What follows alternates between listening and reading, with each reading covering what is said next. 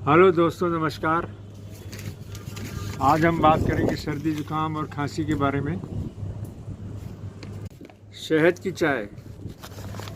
शहद में गर्म पानी मिलाकर उसकी चाय बनाकर पी जा सकती है, जिससे खांसी में बहुत राहत मिलेगी, बहुत फ़ायदा होगा।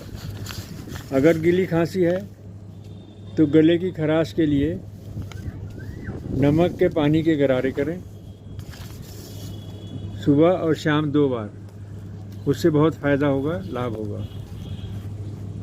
इसके अलावा तीसरी चीज़ जो है वो हल्दी का दूध है। दिन में 2 बार सुबह और शाम हल्दी का दूध ले सकते हैं। उससे भी हमारे को बहुत फ़ायदा होगा। यानी कि अगर हमारे शरीर में कहीं सूजन है तो उसमें 1 चम्मच और नहीं तो आधा चम्मच दूध ले सकते हैं।